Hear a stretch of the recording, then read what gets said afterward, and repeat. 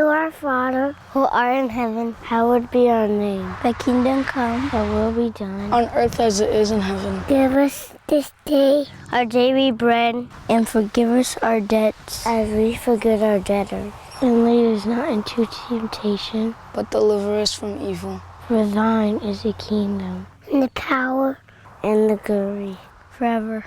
Amen. Make it on earth as it is in heaven. Yeah, we really fucked that up.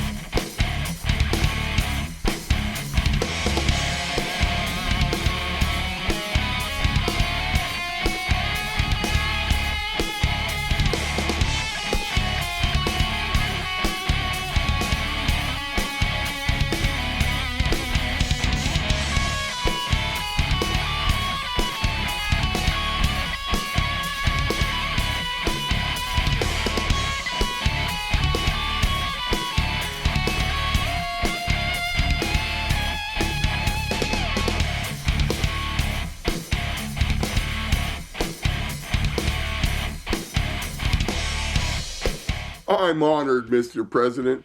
Congratulations and welcome back. Hello to you as well, Mr. Musk, Secretary Kennedy. Congratulations to you too. And hello to the rest of our world as well.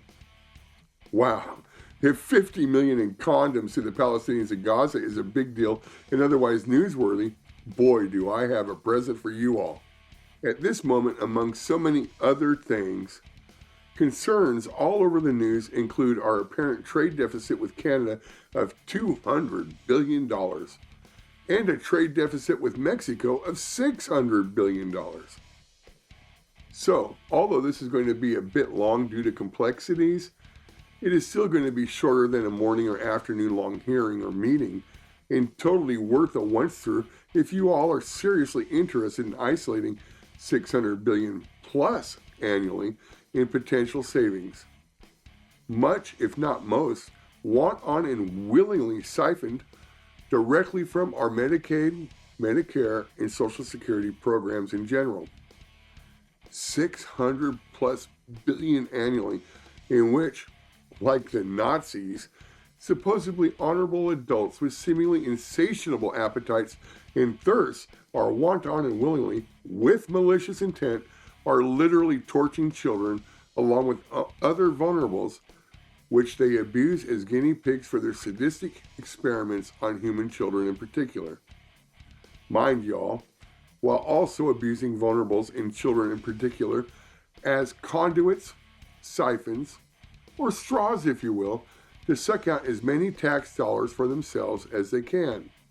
So, to help us more easily identify as well as otherwise isolate these extremely costly and incredibly complex crimes against humanity, we are starting with excerpts of interviews from a wide variety of people whom would, or at least should, know. Our characters, panels of participants, our players include drug counselors, along with others in the medical fields, retired military personnel, parents, grandparents, performers, producers, promoters, and even street people. With all of that, please meet our players. Players, please introduce yourselves. Billy. Brad Butler. Chad. Sheree. Jimmy. Johnny. Did we introduce Pele? My name is Johnny. Keith. LJ. Lady is my street name. I'm Lance Daniel Leone. Lino. Random X Rhodes. RJ. Robin. Ruth. Shorty. Tina Michelle. Tiny. 24 Love. 7. Is that your birth name? That is my birth name. My father named me that. Jesus, 7th letter in the alphabet, first initial in his name, and God's number of completion.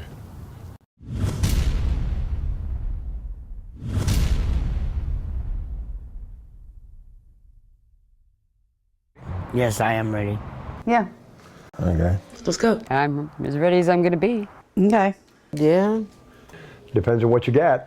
I'm ready. Yes. Yes. As ready as I'll ever be. I'm ready. I'm ready for a discussion on sex, drugs, and rock and roll.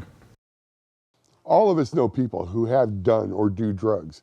We have witnessed how particular drugs affect people and otherwise know enough about drugs to have formed opinions about them. So, I'm going to name some drug types and I want you to explain what you believe each does. Amphetamines, including MDA, MDMA, and just plain old methamphetamine. You know, it's funny, I've been clean and sober for so long. Meth was just starting to take a foothold up here in the greater Seattle area about the time that I got clean and sober. I had a couple of experiences using a little bit of it. You know, my whole thing was basically pretty much cocaine. I was a cocaine addict. But, you know, the heroin problem wasn't anything like it is now. Meth was just starting to come into the area, so it was still pretty underground at that time. Yeah, I really didn't have any experience. Now, I've seen the guys that come in to get clean and sober afterwards. Meth is a tough one because it's a really tough one to get clean from, and then what it does to your brain and how it affects you the rest of your life. It takes a long time for people to get over all of those effects. I had met a family at one time, and their son was in his late teens. So the mother brought the kid down to a Starbucks, and we were out in A.S.A.P, and I met him there. And while we were sitting there at this table, the guy, all of a sudden there must have been a fire or some emergency because there was sirens and fire engines going by, and this guy just all of a sudden freaked out and he jumped under the table and he grabbed hold of the leg of the table and he wouldn't let go. And it's like the Starbucks full of people looking at us. That was a pretty interesting meeting that I had with him that day. Methamphetamines causes schizophrenia. It causes people to rob, steal. It literally makes you just do the weirdest stuff I've ever heard of. And I've never experienced it, so I can't really say like what it does to a person. But just from what I've seen and what my experiences is dealing with people that does that, it's all been bad. And most of them now still have some kind of bipolar, schizophrenia, whatever you want to call it type. I've seen some rather bizarre behavior exhibited by people that have smoked meth. But then I've seen bizarre behavior by people that were smoking crack cocaine. So I think it has, first of all, a dependency on how much you're consuming. I mean, apparently there must be that amount that causes you to just go over the edge and lose all inhibition and any thought of anything being real. You know, but if it comes down to, let me pick these bugs out of my skin. I can feel them crawling. Can you see that? They're crawling in my skin. Wait. Oh, I think I'll put a bunch of marks all over my body and just got this whole thing. Oh man, I'm feeling itchy now. I think real amphetamines actually can be beneficial and work for weight loss. I've had my own experience with prescribed, not just methamphetamines, which is full of chemicals, but just regular straight capsule amphetamines I think are good. I do. But methamphetamine and the other crap, no. Meth will keep people go nuts. It's all chemicals that people put in their bodies, so it's going to make them nuts. I guess it makes them stay up and they get all whacked out and they do stupid stuff, destroying people's houses, stealing for stuff. And then MDA, I think that's like a type of a psychedelic, but I won't trust them. I've never done any of those drugs, and I won't trust them. Never done MDA or MDMA. Never. I have done meth. Meth is a very destructive drug, and it's a very likable drug because you have energy. You can stay awake. You don't miss anything, including sleep, food, liquids. It will destroy your body really bad. Now, it really depends on your body chemistry as to how that will affect you. For most people, it's go, go, go, stay up for days, see tree people, become meth psychosis. Me, I could eat and sleep on it. So I would be all amped up, go out to the dance club, boop, boop, boop, boop, boop, and then go home, eat, and go to sleep. Like, and my friends are like, that was the good shit. How are you sleeping? And I'm like, I don't know. Well, you know, amphetamines have been around for a long time. Amphetamines, I think, in my opinion, I think it's like a Tylenol. And I think that's all that I know up on that. It's upper speed. It's poison, first of all. It's made out of poisons. It's one of the most toxic, negative toxins that you can ingest into your body. It's been around for a century or longer. The United States and other governments gave it to their military, methamphetamines. In Seattle back in the 80s, early 80s, late 70s, MDA was the big drug that kids were shooting up. I had a junkie save my life one time. A young lady I was attracted to was trying to talk me into shooting up, and I was just on the verge of letting her shoot me up when an addict at the Burger King, which was formerly Gunther's Donuts, came up to me and he showed me his arms. And he said, "Are you thinking about shooting up?" And he showed me his track marks, and all his veins were collapsed and didn't work. And he said, "Once you start, you'll never stop." He says, "Don't do it." It scared me straight. I've never done it before, ever again. But anyway, so that's what that does, is it's a speed, it keeps people awake. It's just a terrible, terrible, terrible drug, methamphetamines. Stimulate. The honest part, I don't know much about them. I know the names and what they are. Not my thing. That, I guess it takes you up higher and messes with your brain chemistry and can turn you into a complete asshole. And then just keeps you wanting more and more of it, and you'll do whatever it takes to get what you want, even if it means destroying your life, destroying your family. People should just make wiser decisions and stay away from drugs. Okay, so it's a vasodilator, I believe. So it's going to just, like dilate your blood. It gives you a euphoric state. It gets you super energy. Use it for weight loss. Is it bad? Well, it's naturally found in plants. Amphetamines are naturally found in plants in appropriate correspondence to lots of other things. So in the traditional Chinese medicine, there's an herb called magua. It's not used to get high. It's not used for anything other than when you have a high fever without sweating, you give that to someone, whoosh, they sweat and they're no longer sick. Everything in nature is very powerful when used correctly for good. And at the same time, if you used it every day, you're going to get sick. And that's what drugs always do to you. If you overdo anything, if you take the same drug every day, it's making you sick. I mean, it only makes sense, right? Because you change every day.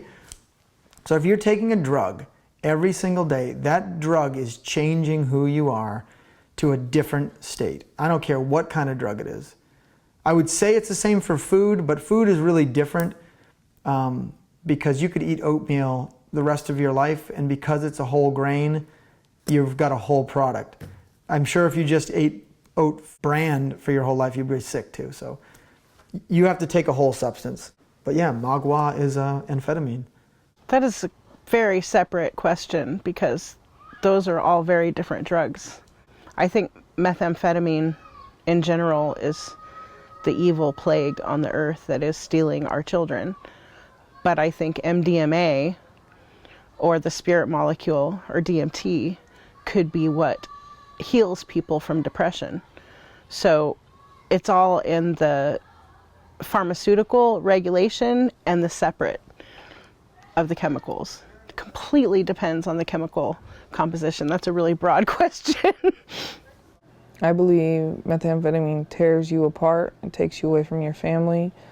I believe that it completely changes a person from who they could be to who they never wanted to be. I believe it's one of the most addicting drugs out there. I think it's more addicting than anything except heroin.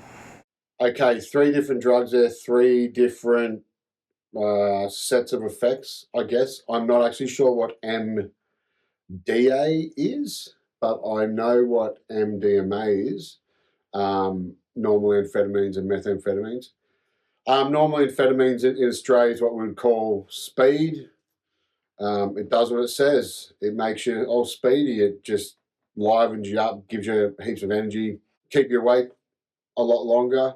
MDMA, or what we call in Australia ecstasy, it's more of a euphoric type thing that people take when they go out clubbing here so they can get into the music a bit more.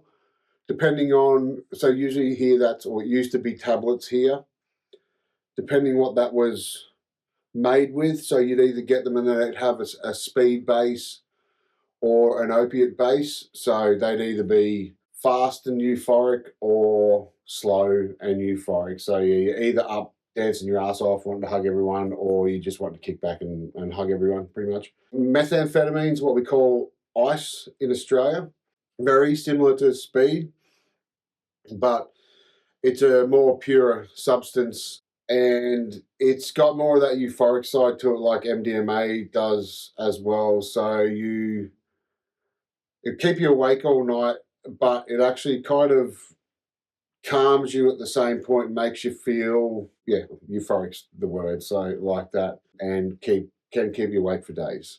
What is the difference between Adderall and amphetamine? That all came after I was using. I'm not sure, but from what I understand is like Adderall was supposed to be something for people with like ADHD. So if you're actually really, really hyper, it's supposed to like more like calm you down.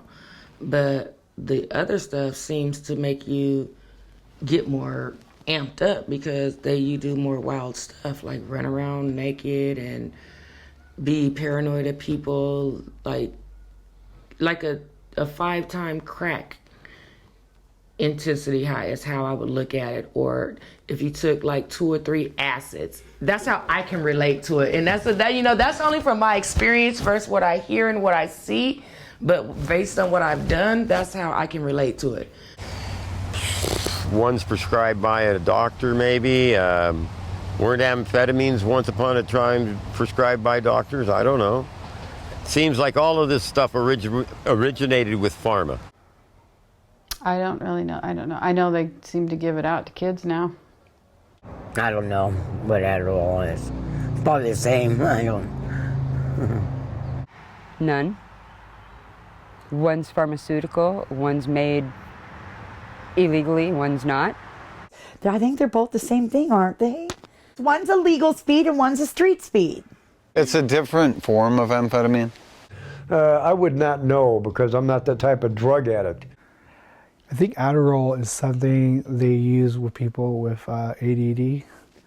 It's a downer and an upper. I do not know. I know a lot of people today, not a lot, but I know a few people that take Adderall. They talk about it. It cuts the edge of something else that they're on. I don't do it. I don't know anything really about it. Adderall, I believe, is used for children that are hyperactive. That's what I believe that drug is for. And you ask if there's a difference? Probably not much of a difference. I think it is a form of speed, amphetamine, Adderall is. And with somebody that's already hyperactive, that's apparently how come it works for them. Because you put 2 hypers together and it neutralizes it. So they tell me. That I'm not really sure. I know Adderall, I believe, is a medicine they give for ADD. I'm not sure if that's right, but I've heard that it just gives the effects to the kid that they're high and they're able to concentrate on their work, and that's basically this. I would almost think it's basically the same as an amphetamine, but just a legalized amphetamine. Adderall. I don't know what Adderall is, other than it's a one for kids. I think it was for like hyper kids. They would take an Adderall. I know people misuse Adderall. I don't exactly know what it does to you.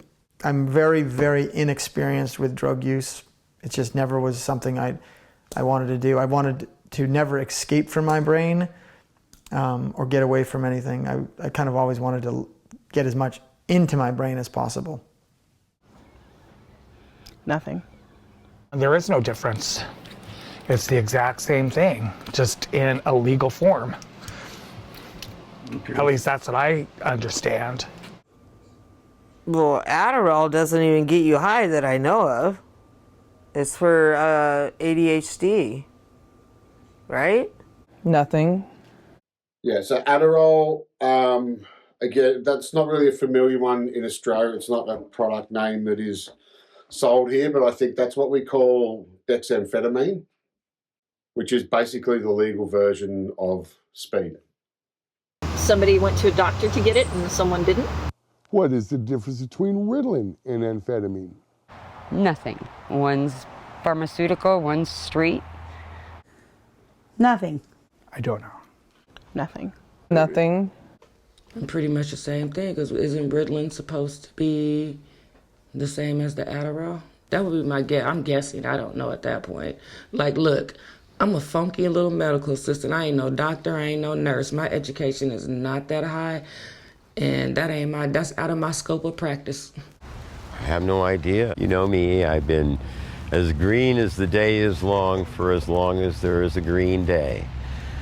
Oh, by the way, did I mention in the beginning there was cannabis? I don't know that. I'm not that familiar. I don't know. Well, Ritalin, I'm going to tell you that right now, that's sort of like an antidepressant. I don't write Ritalin myself because I have seen some youngsters that are addicted to it. They're absolutely addicted to it. 30 years ago, they were passing it out because, you know, they're saying, well, you got ADD problems or ADHD, and what, you know, I had attention deficit problems when I was growing up, but it didn't take drugs to fix it. As a matter of fact, I still do. I mean, it's something that you don't get over, but I don't need something that's going to have me drooling and whatnot to get over that, you know? It's like, I guess, like Captain Kirk and dude wanting to take his pain. No, I need my pain. I want my pain, so it reminds me of what it is and who I am, you know? And if you take that away, then who am I? Ritalin, my son, I have 3 legitimate sons on this planet. That's all kids other than the ones I adopted that were on Ritalin. I totally against it. I'm not sure, but Ritalin was real popular in the 70s. When I was a kid, my mother's boyfriend, I can remember the smell of him cooking Ritalin in teaspoons and banging in the bathroom and going in the bathroom after him and his buddies were in there shooting up. And just that smell, I can still smell the smell of somebody cooking Ritalin. But I don't remember or recall what it does. What I saw, the results were everybody nodding out. You know, they're just super high and passing out. So I figure it must be something is a downer, slows them down. Not familiar with Ritalin, so I wouldn't be able to answer that with any kind of assurity. That I'm not sure of. I think the Ritalin's another ADD medicine, but I don't really know. I know my son was on it for a very short period of time, and when I saw the effects of it, I was like, he's not taking that anymore. So I don't think it's right to just drug our kids nowadays. They need a stiff upper hand besides a bottle of pills. Ritalin, I think, is close to Adderall. I took a class on all these drugs things, and I kind of rolled my eyes after each one of them because it changes up here, and I would not want. Obviously, they've got some sort of purpose to them, but yeah, I don't really know the difference. I think they're both kind of make you a little crazy, a little different. Well, Ritalin was also for ADHD, but I shot Ritalin back in the day, and it was like a speed to me. So Ritalin we do have here, and it's very similar to dexamphetamines. Again, it's pretty much legal speed. Well, isn't Ritalin what they used to give little kids when they're have problems in school? So it's I don't know, but I imagine Ritalin, isn't it a speed drug too, isn't it? Yeah, it speeds people up too. What is the difference between disoxin and methamphetamine? The different what? The oxin I thought was more for like people on heroin and stuff.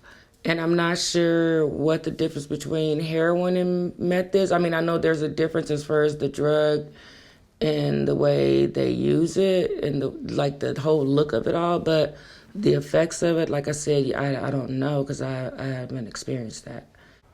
I'm not sure about that either. I don't even know what disoxin is. I have no idea what disoxin is. I don't think there's a whole bunch of difference on those two either. I would not know. I don't know. Disoxin. You're hitting me with something. Disoxin. I don't remember. I have no idea. Again, don't know what not sure what that drug is, so I could not compare. That one, I'm not sure what the first one is, so I don't know how to answer that one. Disoxin, no clue. I don't know what disoxins is. What's that? Disoxins. I don't know what that is, actually. I didn't know what disoxins is. I don't know what disoxin is.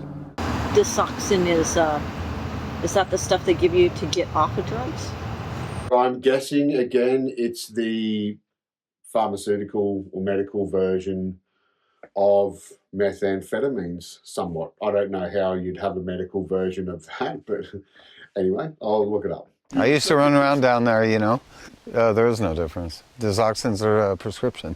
So beyond rotting the user's teeth, causing them to pick their skin until they have scabs all over their bodies as they chase what is known as crank bugs, and all of the internal damages the use of amphetamine-based drugs cause, what would using such a drug do to a young person, say a teenager? Plus it eats your bones from the inside out, so a lot of the damage isn't even being seen that's being done by it. You know? Literally, again, we're going back to schizophrenia, because once you start picking, and I have seen that too, I didn't know you wanted to go that deep, but I totally forgot about that, but I seen this girl that picked herself from head to toe. I know this lady that swears she has fucking splinters in her hands. Oh, well, one thing, it ruins their bodies, brains. I'm sure it ages them quite well. Methamphetamine, I believe, ages people, what I've seen. It's going to rot their brain more. It's just going to ruin their lives in the long run. If their lives even started, it's already ruined. It stunts their mental growth. They basically, their mentality stays at the same age. Mentally, they alienate their family, they steal, they turn tricks, mugging people, lying. Oh, they would lose their minds. They would lose their minds. I see young people on drugs, my own family members, and I can tell when they're on an opiate and I can tell when they're on a stimulant. And the stimulant, I call it tweaker projects, man. There's like this project over here and this project over here. It's detrimental. They can't focus on school, much less a Diggle box. You know, it's good that you raised that question. It's like that new crazy sensation, that the big thing now. They got that Dragon's Breath ice cream. Well, that's liquid nitrogen in with ice cream. Has anybody ever seen what liquid nitrogen does to your skin when you stick your hand into it? Yeah, it can burn it. What do you think it's doing to your insides? What do you think it's doing to their intestines, their stomach? You know, 15 years down the road, they're going to be in a hospital crying because they got these massive ulcers and whatnot. Well, do you think the Dragon's Breath is what caused it? I personally think it will affect them mentally and physically. I think it will form a form of an addiction towards it. Physically, I think the physical is just the desire, wanting it in their system. Well, that's what we were when we did them. You know, first thing you're going to rot out is your teeth. And it takes years to clean up from it because it just, and it affects everything. You know, I did meth for 10 years. 10 years. I wasted my life. 10 years on a drug called meth. You put that before anything in life. You put that before your self-worth. You put it before others. You don't mind lying, cheating, and stealing. It destroys them. It sets them off the track of maturing and growing up and being a productive human being. It's just you're frozen in time in just pure negative poison. I've seen too much of that. Out here where I'm at in Montana, it's rampant, you know, and so, yeah, it's a terrible thing for young people. Well, that'd be bad, I believe, because, you know, at that young age, their brains are still forming. You know, they are, you know, they're still trying to develop good, healthy habits, and if you're going to bring that into the picture, that just cannot be a good scenario at all. I would say a very negative outcome would be expected. No drug is good for a teenager. Doesn't matter what it is or what it does. But I don't think anything's good, so you have to always understand, I don't think kids should be drinking. I don't think they should be doing drugs. I don't think they should be experimenting. It's not good. It doesn't keep the mind clear. It was my kids that get beat to death. I don't think it would be very good for the teenager. I think it would probably affect them worse than it would an adult because their bodies are still growing and their minds are still expanding, and I just don't think teenagers should be doing amphetamines. Shorten your life, for sure. In traditional Chinese medicine, it's completely destroying your kidneys and your filtration system of your body. So overuse will cause you to destroy your internal system. Now, if you've been overusing for the last 10 years or whatever, stop. Your body is unbelievable. Stop, start on a plant-based diet, start eating some healthy foods, and your body can regenerate. Now, your teeth might still look like whittled pencil sticks, but you can regenerate your body. Start doing the right thing today. It steals their soul in a way that is almost irretrievable. It causes a lack of feeling, and that's a lot of times what they're medicating, is that those feelings, and then once they get in the space where they have no feelings, they lose their soul. Well, I never understood why people would pick at their stuff like that, but you know, I didn't really have any problems or anything, so I don't know. It would have them on the streets. It would break out their teeth, just have them, their whole mind is gone. And we're starting our kids on that so young by giving them ADHD drugs and Ritalin and stuff like that. That's why I don't give my kids medicine for whatever supposed problems that they have. It does everything. It turns their whole life around and they get addicted. Well, it's obviously going to affect their sleep patterns because it does keep you up all night for a long time. At a young age, it's going to mess with your head a fair bit, especially if you're not getting sleep in between, if you're not having breaks with it. Yeah, I mean, you're going to have days when you're on it, when you're all happy and everything's going smoothly and, you know, life's an adventure because everything's going a little bit faster for you.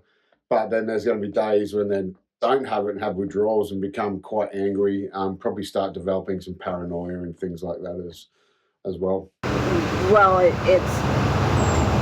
really should think about doing any speed drugs because they really ruin you. I mean, I've seen beautiful young people just in a couple of years just be ruined. I mean, their face is ruined and they're just horrible. It's just, that's a horrible drug. And that thing you see on the bus of just once. I don't know if you guys do that here in Washington, but in Hawaii we've got this just once campaign going on, where they show this beautiful picture of this young person, and it says just once, and then they show this person with their face all broken up and their teeth all fucked up and stuff like that. What would using an amphetamine-based drug do to a kindergartner? Probably kill them. I think that's a really bad idea to give children developing brains drugs like that. Oh, it would kill them. Make them go to the institution at a young age. Destroy their lives, possibly kill them. They take them that young? Oh, I think that would be probably detrimental too. We went through this with my grandson because he had ADHD and he finally found out he has Asperger's, and they wanted to put him on medication for school. He's been taken off of them because he does therapy instead because the medication doesn't work either. Therapy works way better. It's cognitive based approach. So he goes in and he learns how to control his emotions, how to release and vent anger in a more proper way than beating his head into the wall or something, because he was a headbanger. I don't know where he got it from though. I think it would probably kill them. And especially if the doctor's prescribing it, then I guess that'd be a real problem. I feel like it will screw them over really bad. Kill them. I would think that it would almost kill them. I mean, it's such a bad toxin. At least the stuff that what I'm thinking of is the meth and the crank that the people make homemade. There are amphetamines that are clinically made or whatever, and are given to people. I've seen guys on natural amphetamines before, and they're freaking weirdos too. But yeah, I would think that it would just totally almost kill a child. Yeah, they could potentially be lethal. I don't know that word. I don't say any drug's good. I don't even like what doctors prescribe because I don't always think that's right. I mean, nowadays you read in the systems, doctors, and not all doctors are bad. And I don't think nobody knows what every medicine does 30 years from now. So you see a lot of this. Now you can sue this and sue that and sue this. I don't think anything's good. I don't even like a prescription myself. When it says your teeth will turn purple, on the label, my teeth will turn purple because I freak out. I don't like taking stuff. I like to be very clear-minded. I don't know how that explains it, but I don't like chemicals. I don't like drugs. I don't believe in smoking. I think it's their choice, but nobody knows what stuff does till it's too late. God, I'd almost think it would kill the little kid, but, and I was like Brad said, I don't know why anybody in their right mind would give a drug like that to a 5-6-year-old kid. It's just, and I know it happens out there, but it just blows my mind. Shorten their life, probably, I guess depending on how much you gave them, it would be very, very bad. But I think there's kindergartners on amphetamine-based drugs today. I think if you would go to a daycare or whatever, there's probably someone taking something like a cough syrup or something with amphetamines. But so mild use probably for a condition would work, like in Chinese medicine with magua. They didn't say don't use it on kids, but you don't use a huge dose and you don't use it every day of their life or they're going to shorten their life. It is hard to say because in small quantities, amphetamines are known to increase focus and the ability to follow directions. There's a lot of studies that say that, but I think it's truthful that if you or me or anybody took an amphetamine, we would be better for a minute. But what goes up must come down. And a 5-year-old crashing on amphetamines, it's a horrible sight. Oh, wow. That would probably still take, it still probably wouldn't affect them for about 30 minutes, but it might last even longer. Well, that would not be good. It could kill them, probably. Have them bouncing off the walls. If they're not already bouncing off the walls being 5, they're going to be bouncing off the walls even more, running around full of energy, and then they're going to crash and burn. It's going to get them addicted just as early. Using it as an adult dose, it's not going to be physically very good. I suggest it might even kill them because it would probably make their heartbeat race way too fast for their body to handle. If it was at a reduced dose, it would have a similar effect to what it does to a teenager or an adult. Would you say drugs that happen to contain amphetamine are addictive? Yes. Yes. Yes. Yes. Yes. Yes. Oh, yes. Yes. Yes. I would believe so, but again, I've never done them, so I can't for sure that, but I would believe so, yes. Oh, drugs that contain amphetamines. Yeah, okay. Yes. Very addictive. Yes. Yes. I believe it's psychologically addictive. But it destroys the dopamines in the brain, which is what crack does. It destroys the receptors. So that the only way your brain can experience dopamine is when they're on the drug. So that's how it gets you. Gambling is an addiction. Nicotine is an addiction. Very. Yes, very. Yeah, you do it once and you're done. You're hooked. Do it once and you're hooked. I would think so. I would think any drug's addictive. I've got no clue, but everything can be addictive. Yeah, just about everything's addictive. I mean, I'm on Suboxone, and it's addictive because I can't get off because I feel like I won't be able to make it through the day. Most definitely, I believe that's medically and scientifically proven. If a young person, especially a child, was to simply eat a single hit of amphetamine, how long would it take before the effects started to kick in? Probably about 10 minutes. 10 minutes. I do not know. I don't know because I've never seen it and I can't imagine it, although I know it happens. Depending on the body size, probably like 20 to 30 minutes. It's hard to answer. It's hard to answer that. I would say within a few hours. 20 minutes. I have no idea. I would think probably as soon as it hit the bloodstream, within 10 minutes. Less than an hour. I don't know. I would say in your system it's pretty fast. I think it would be almost immediately, if not immediately, 10, 15 minutes, and then they're not going to know what planet they're on. No clue. I mean, amphetamines are in cough syrup, so they work pretty quick. Probably about 30 minutes. I'd say it's probably about 30 minutes. Probably like 20 minutes. It shouldn't take that long. It should go right away. Especially with being younger and with a less body weight and taking a single hit, it should hit them right away. From what I know, amphetamines are pretty quick, so I don't know, I say 15 to 20 minutes, I'll be feeling some effects from it. I guess it's the way they take it too. I don't know. So, let's say a young person was to eat a pharmaceutical-grade hit of amphetamine right before school. How long do you think it would take that child before he or she was bouncing off the walls in class? That would depend on the child because everything, just like an adult, it goes on your height, your weight, how much has this kid been exposed to before? Is this his kid's first pill? Is this kid's 10th pill? It would just depend on the child and the situation that they're already been exposed to. I do not know. I think they'd probably start bouncing around on the bus. I don't think it would take very long at all. 15, 20 minutes. First class, like 15 to 30 minutes. Yeah, it doesn't take long. That's if they ain't bouncing off the wall in a bus going to school. Not that long. I think once you get within a few hours. Again, less than an hour.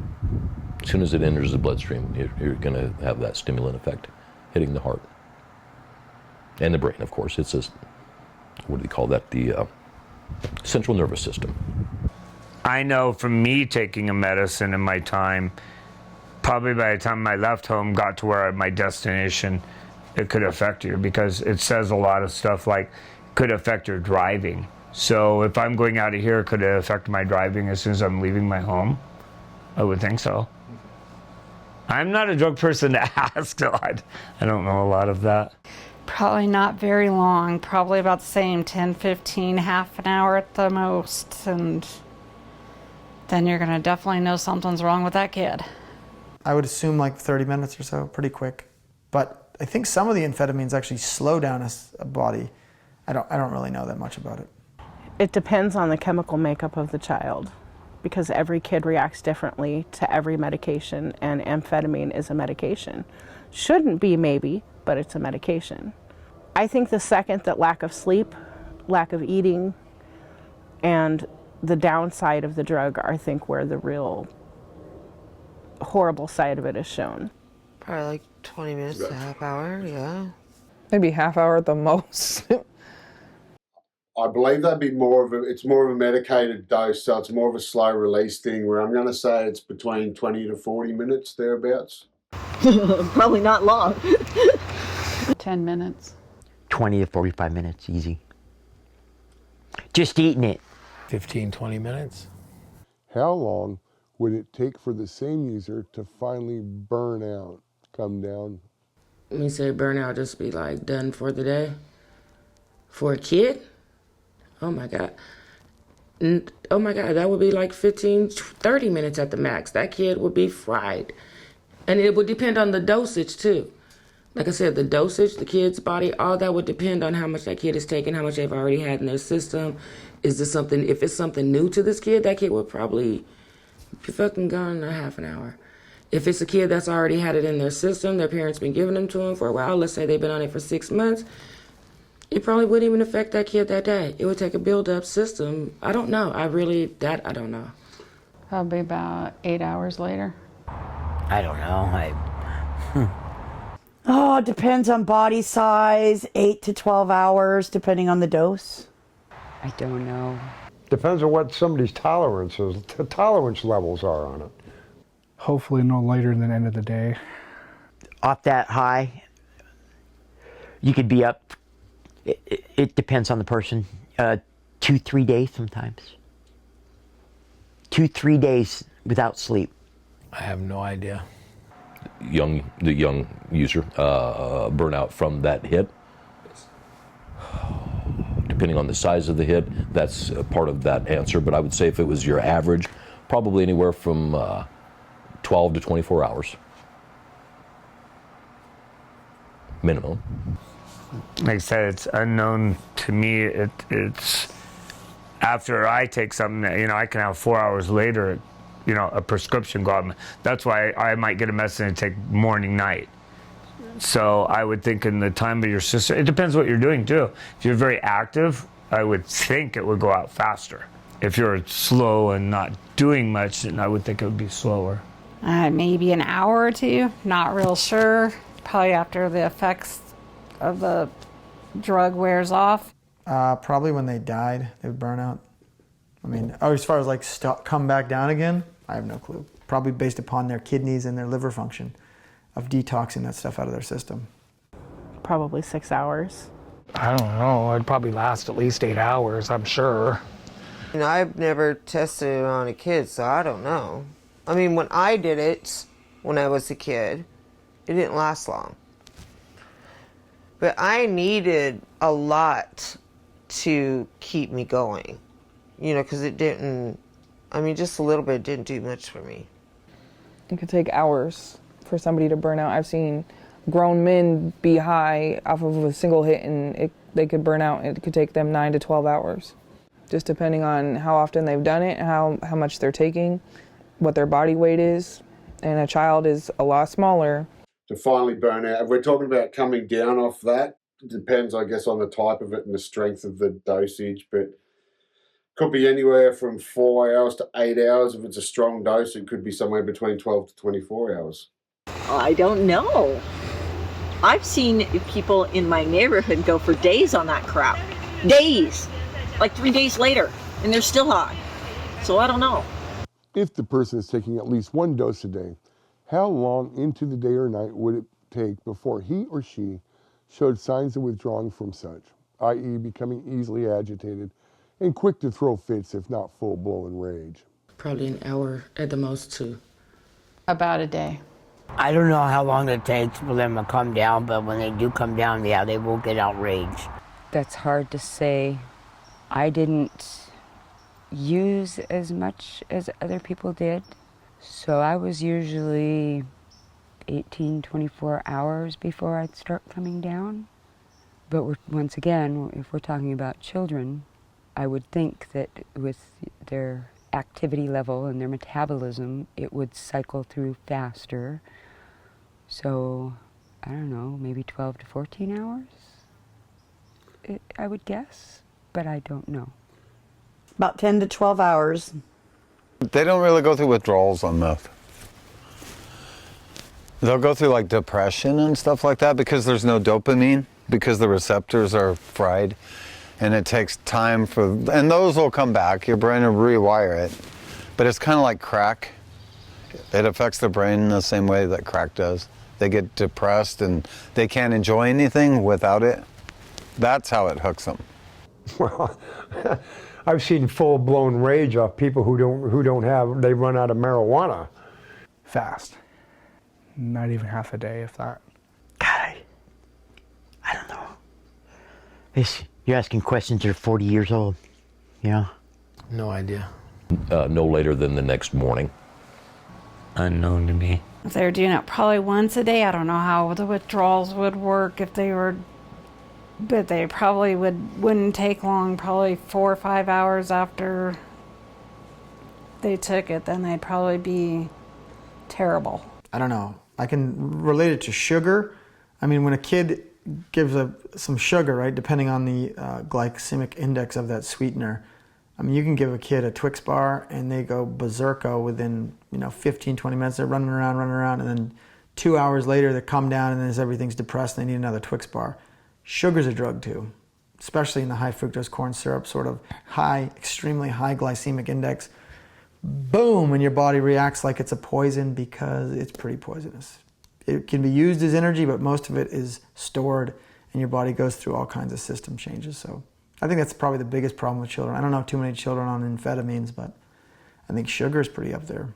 I think within 72 hours. There's coffee. We're all addicted to some kind of speed. There's coffee, right? Like, there's different levels of it, but there's always a crash, even when something you think is good. It's a long time use before that happens. I mean, it depends on how much they use, how long they use. It depends on how long that they've been taking it. If they've been taking it for a couple months, then they've obviously started growing an immunity to it, and so they're going to start to burn out quicker, and they're going to start to have quote-unquote withdrawals quicker, and then they're going to want more and more, and they're going to up the dosage. Doctors usually up the dosage because they say that they need more.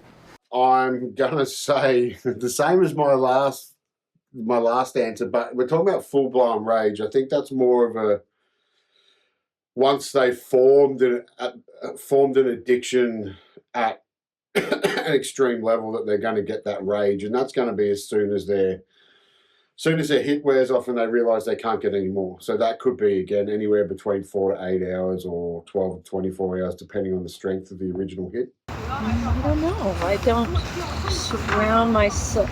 If people are going to do that shit, they're not usually around me. So I don't know.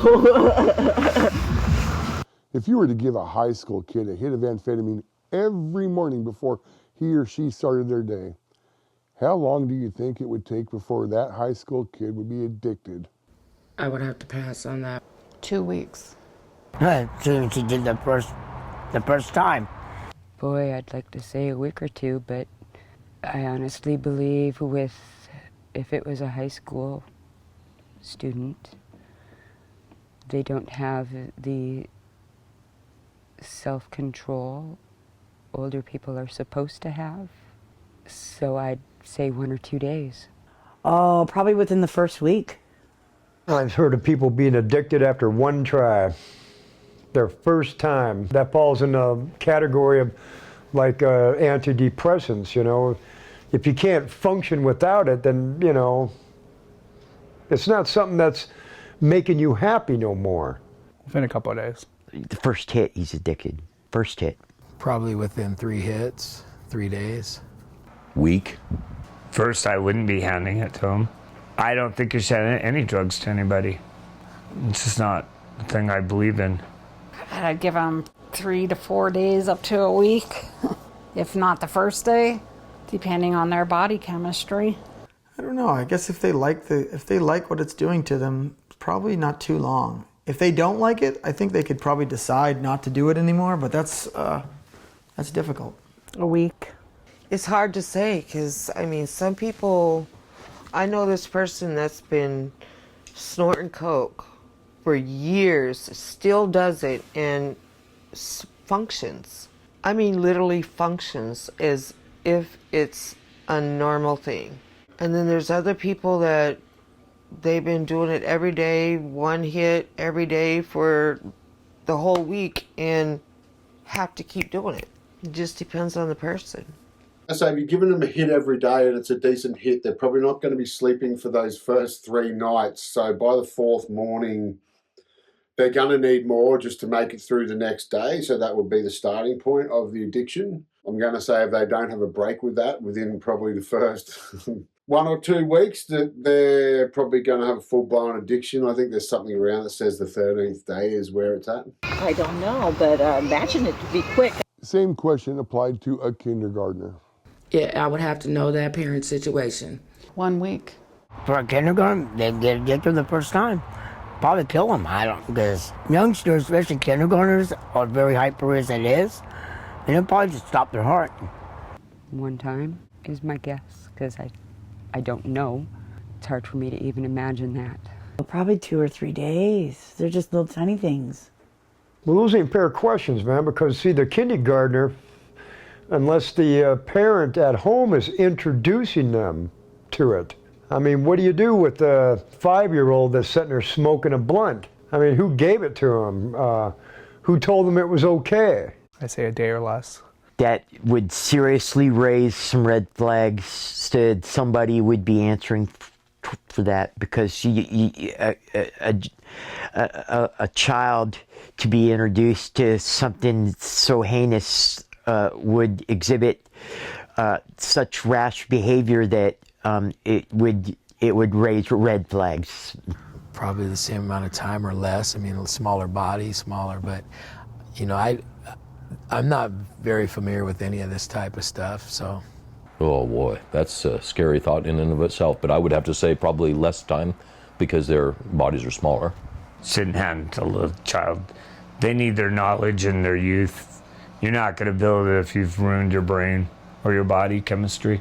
They would probably become addicted right away, but they probably would not even understand what's going on to their poor little bodies, and that's just wrong. I don't know. I mean, a kindergartner is going to really have to base it on their parents not nipping it in the bud. I mean, kids can get addicted to their blankies, and a lot of times it's because the parents are just keep on providing the substance when they whine. Kids can be addicted to a lot of things that the parents think are good for them. Like, oh, he just needs some apple juice at night or whatever. Otherwise he cries.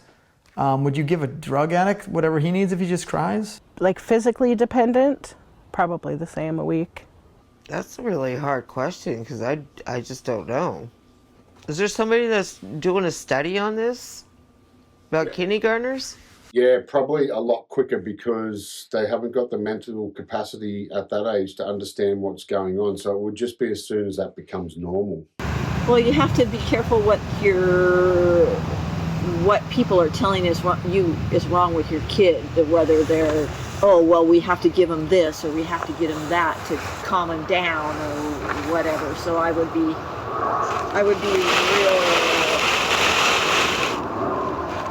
Don't let doctors, don't let Western medicine give you children prescriptions, in my opinion. Amphetamine addicts have been commonly referred to as meth heads and speed freaks.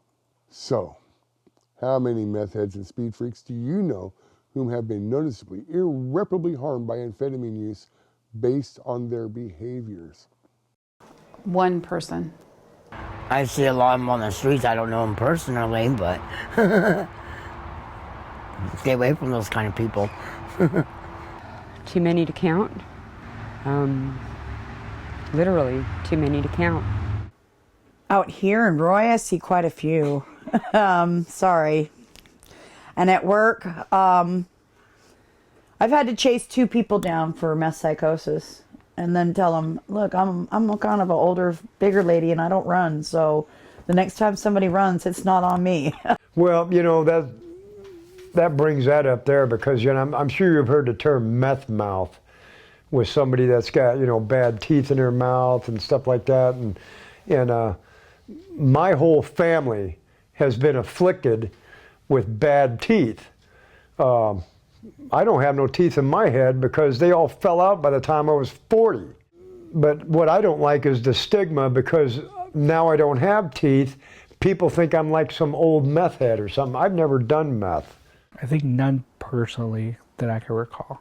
He'll break you down where you're going to end up in a mental hospital going, you know, but it'll kill you long before you get there to that stage. It'll kill you. I've seen, from my own family member to friends of his, I've seen families. I haven't seen anybody successfully survive addiction to methamphetamines, ever. More than I care to know. I mean, to qualify that, I don't allow myself to fall into friendships with those people any longer to where I would hang out. I'm aware of that type of activity with some only through probably a little bit of hearsay probably, and my own visuals in that I could see that type of behavior from a country mile. So if it was somebody I knew, I would just know better to just keep my safe distance. Because it's, you know, again, I'd been down that road before. I understand how easy one could be tempted, I suppose. Relapse, you know, I'm not saying that I'm a second away from a relapse. I'm saying that it was a very powerful drug. And I'm so glad that I have the willpower to stay away from it and to move forward without it. In my time, years ago, I used to know a few people that were messed up, but I don't usually allow them around me. I don't need it. That's when you're getting, like you said earlier, it's when you're going to get somebody's going to come in, rip you off for what you own, because they've got to pay for their habit. I just haven't allowed those kind of people around me. I don't know a whole lot of people. I know my ex-husband was on meth at the time that we split up, and I know he got hit on his bicycle once. He's gotten into car accidents. I went into Chuck E. Cheese to pay for my son's birthday party and came out, and he was in the car with my little son, and he had the stuff on the spoon. I don't know if he was in jail. I don't know, because I don't know much about it, but I was like, get the hell out of my car, and I don't even want to see your face no more. You shouldn't be doing that around kids, no matter the age. I mean, I know my son doesn't remember because he was only a little baby, but still, don't be doing that around my kids. It's a very good question. I don't think I know that many, or any. I don't run in those circles. I'm trying to think of anyone. I mean, I know some people high energy, but I'm pretty high energy. But I don't think anyone's on amphetamines. Now, I did work for a guy when it was legal to take amphetamines, like in drinks. He would drink it like a fiend. I forget what it was called. Like, it was like pre-Monster, but it was Monster type stuff that had amphetamines in it for weight loss and like to be able to stay up all night. Yeah. So yes. And then when it became illegal, he was like really hard pressed to get some. I think he used cough medicine and stuff like that. But I mean, but he was still 100% functional. He was my boss. He was a commander in the Coast Guard. But yeah, not my last boss. I was on a ship. They do a lot of crazy things. Hundreds. From Modesto, California. So I call them Twizzlers because they twizzle around with their little twizzle sticks. Every single person that I've known that's been addicted to amphetamines, you could tell in their behavior. Every single person. The numbers, I believe probably 95% of the people that I know or have come across in life have had an addiction to amphetamines at some point in their life. If not, still do. There is a handful of them that have gone down that path and are probably past the point of no return. Everyone? All of them? Please specify the types and levels of altered behaviors you've personally witnessed in meth heads and speed freaks. Parents, teachers, President Trump, Mr. Musk, Secretary Kennedy, please listen to these answers closely. Maybe you'll recognize some of those behaviors in some of those school kids and street kids and teenagers and even little kids. Listen closely to the answers. I'll repeat the question really quick.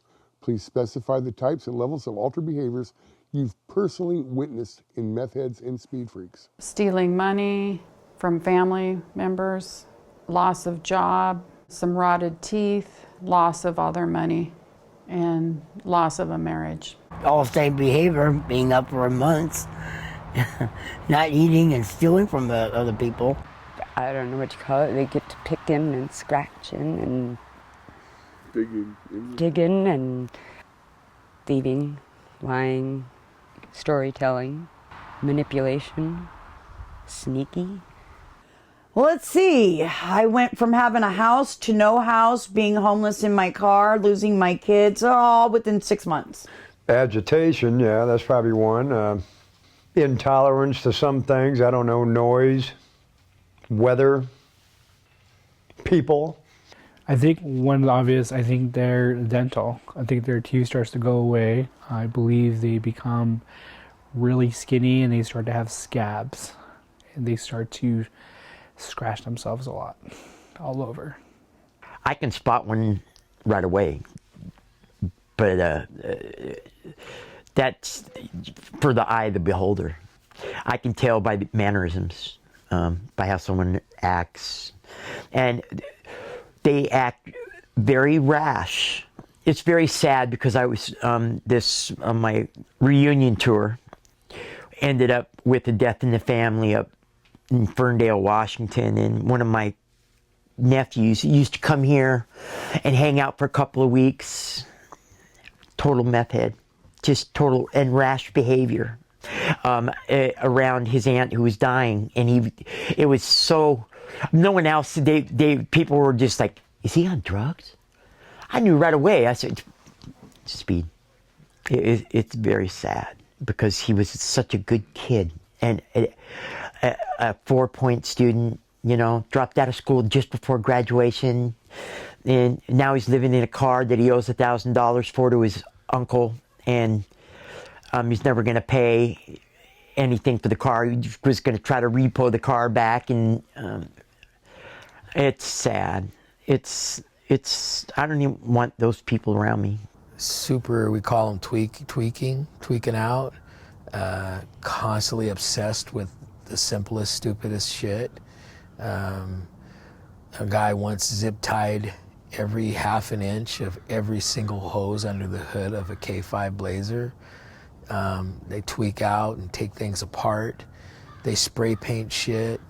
They just, anything that they find their mind tweaking on and concentrating on, they obsess instantly on and just go overboard. I mean, they take things apart, they put things together, they sneak around and observe and scratch and look at and turn over leaves, and just constantly has the mind going at all times, nonstop, with something to do and to physically do at all times. So that's what I've witnessed. Hallucinations, not understand time, they lose track of time. The big one is hallucinations from lack of sleep and not eating, and that I mean, just you can't cut those things out of your normal daily routine and not expect to have, you know, those type of things play out. Like I said, I usually don't deal with them. I mean, I see some odd people around when at stores, and you know they got problems. I just, like I said, I've always kind of kept it away from me, even in my time of running street clubs, we'll call it. Well, I usually have logic, like your father. Teach them to go the right direction. Is anybody around me? Make them go the right direction. If you're doing that, I'm going to stop you from doing that.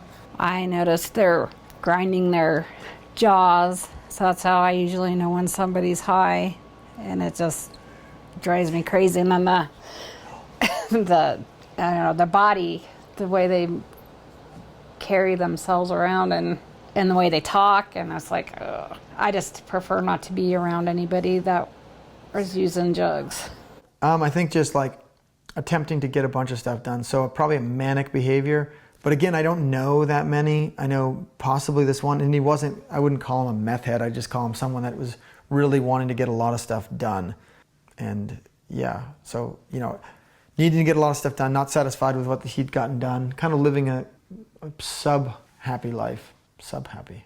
Altered reality, delusions of grandeur, skin picking, complete split of personality or dissociative behavior. I've seen irrational behaviors, from breaking windows out and popping tires to paranoia, coming from They don't know what's going on around them. They're itching their faces, itching their arms, thinking that there's something on them when there's not wanting to go to sleep.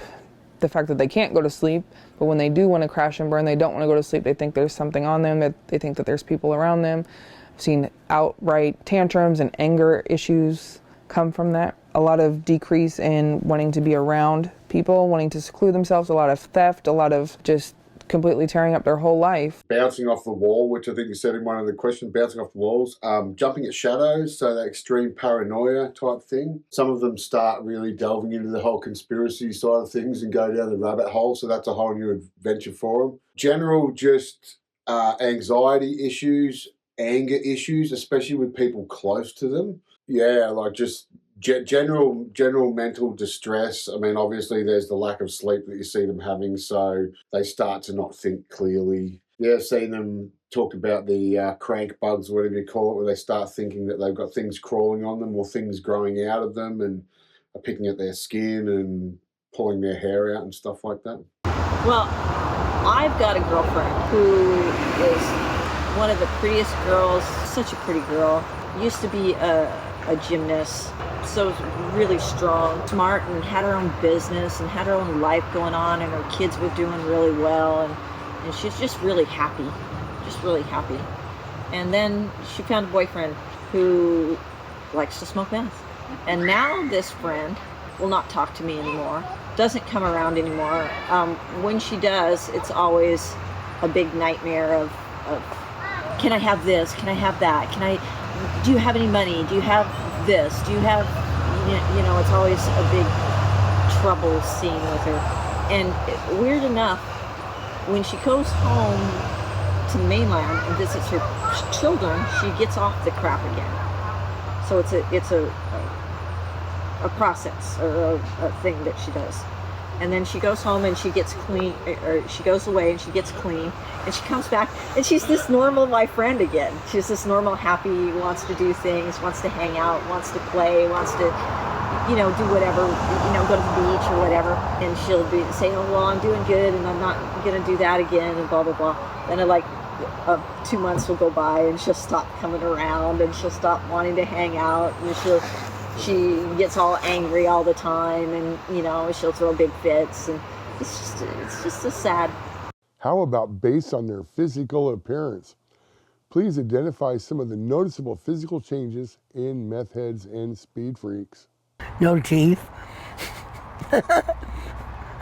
Sores all over the face and hands and arms, and I call them tweaker sores. Obviously, the first one is how skinny they get. Rotten teeth, fallow-looking skin, pasty, pale, nasty skin color, dirty, sores all over them. I've seen some very beautiful people turn into people that would scare me. Oh, that happens fairly quickly. Let's see. I've got on a lot of makeup today, but I have a lot of scars. I picked a lot. I would tell my son, I have chiggers. Don't look at me. Crank bugs bugging you? Yeah, it totally was.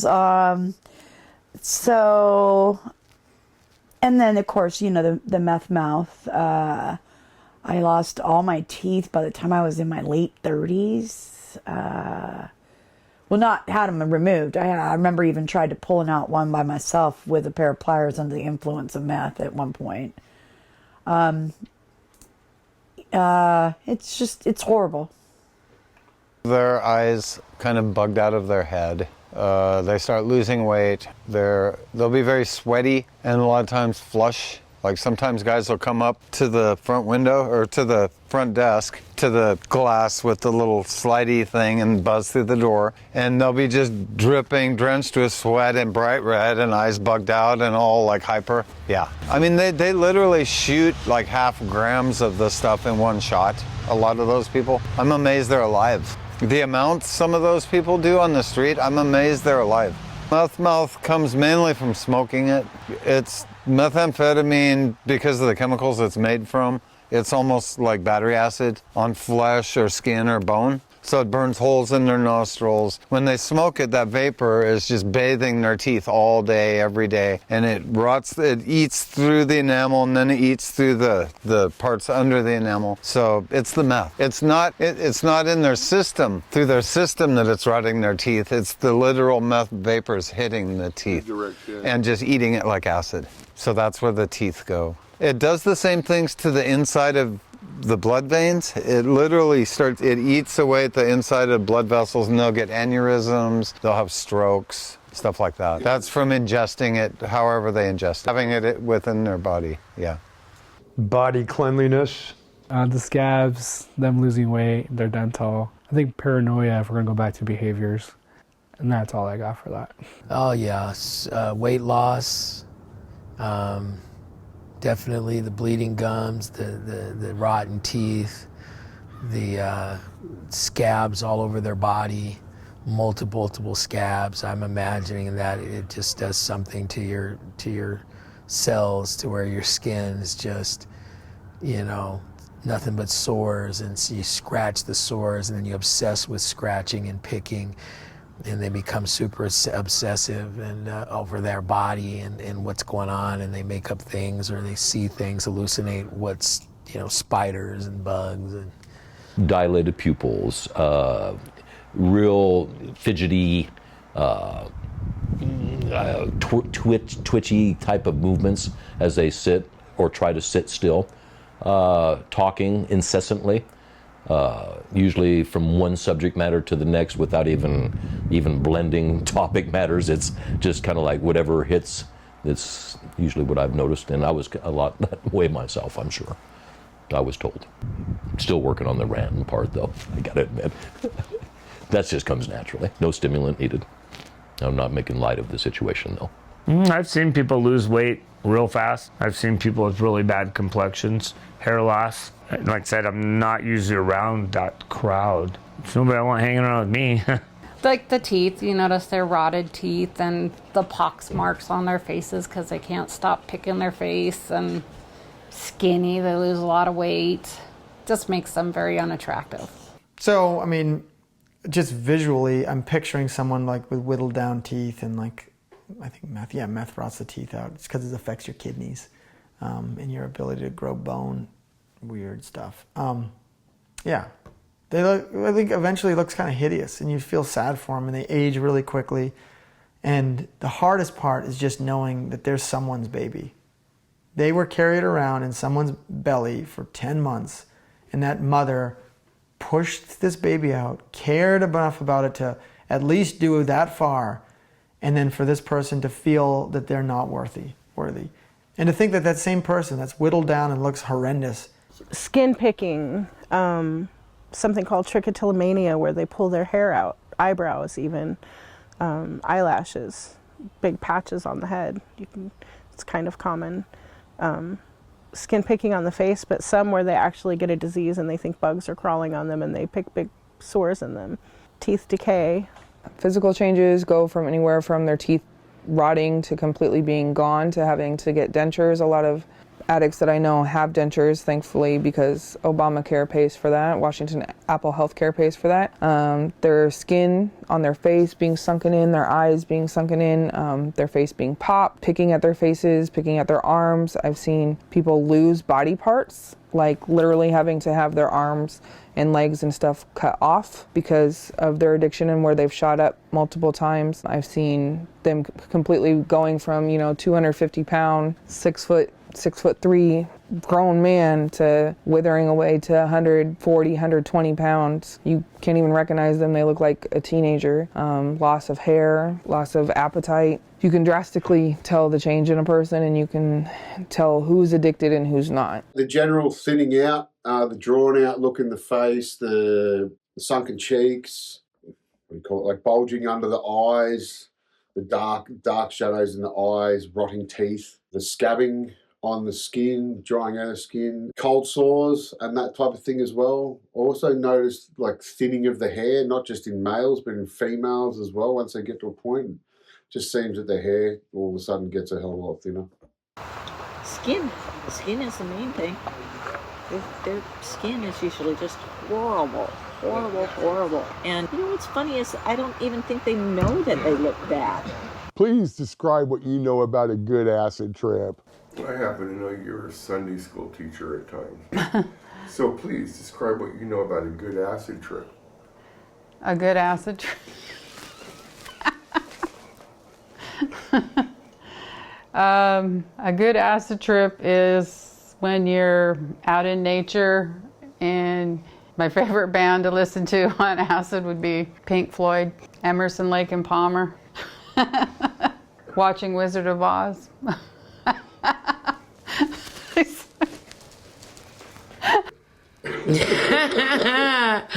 A good acid trip is just that, a good acid trip.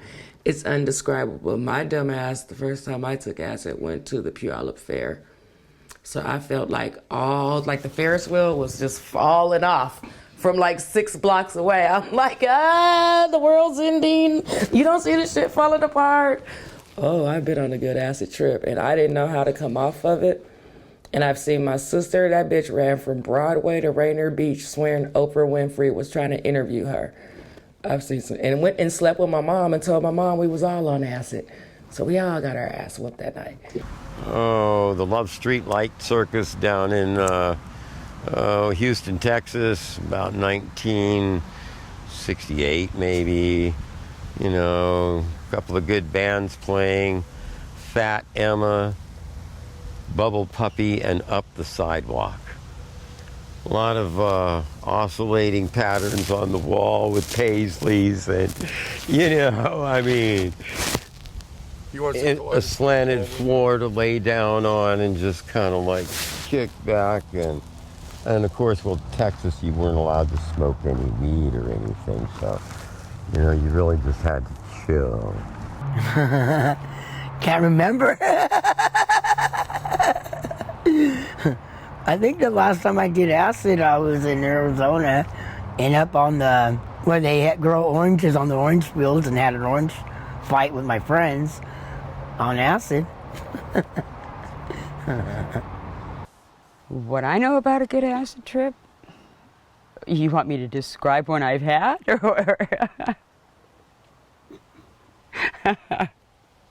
Oh, I remember my first acid trip. We were at this gal's house, and her kitchen table was like a really, really long booth, and it had this pedestal that came down in the middle to support it. And we'd been sitting there sideways in the booth, and we started laughing, and we fell back, and we were sitting there laughing, and we're looking at each other, and we can see everything but each other's eyes because of this pedestal. So we're laughing, and the next thing I know, we're talking about how we're going to remodel underneath the table.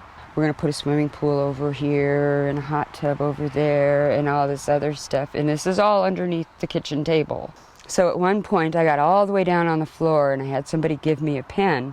And on the very bottom of the booth seat, I wrote, "If you're reading this, you're doing as good as drugs as I am." Oh, one of our friends. Kenny Arms, rest in peace. I had lost contact with him after the house in Montlake Terrace, and then found out that a mutual friend, drug dealer, knew him and said, "Oh yeah, did you hear he died of an overdose?"